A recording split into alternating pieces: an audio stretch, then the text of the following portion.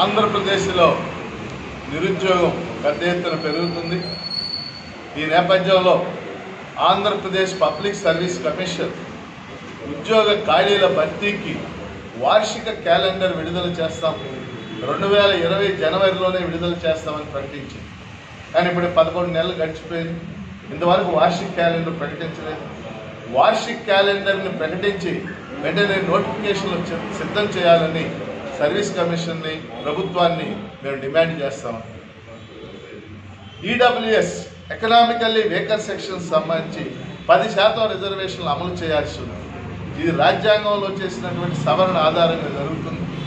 అనేక రాష్ట్రాల్లో అమలు జరుగుతున్నప్పటికీ ఆంధ్రప్రదేశ్లో ఈ రిజర్వేషన్లు అమలు జరగటం లేదు. అందుకని ఈడబ్ల్యూఎస్ 10% రిజర్వేషన్లు అన్ని ప్రభుత్వ ఉద్యోగాల్లో, కాలేజీ సీట్లలో కూడా అమలు చేయాలని కోరుతాం.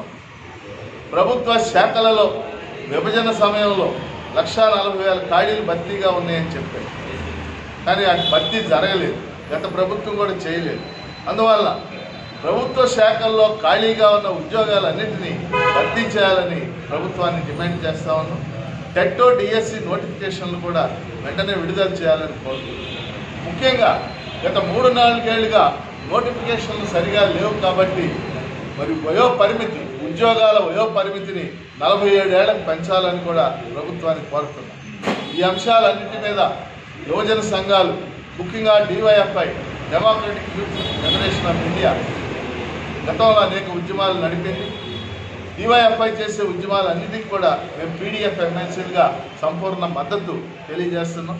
అదేవిధంగా ఈ అంశాలన్నింటినీ కూడా ఈడబ్ల్యూఎస్ రిజర్వేషన్లు గవర్నర్ గారి దృష్టికి, అలాగే సర్వీస్ కమిషన్ వార్షిక క్యాలెండర్ ఏపీపీఎస్సీ కార్యదర్శి దృష్టికి, ప్రభుత్వం దృష్టికి తీసుకెళ్లి ఈ అంశాలన్నింటినీ కూడా రిప్రజెంట్ చేస్తామని, అట్లాగే శాసన మండలి త్వరలోనే సమావేశాలు జరగబోతున్నాయి, అక్కడ కూడా ప్రస్తావన చేస్తామని తెలియజేస్తూ నిరుద్యోగ యువతకి న్యాయం చేయాలని ప్రభుత్వాన్ని డిమాండ్ చేస్తాం.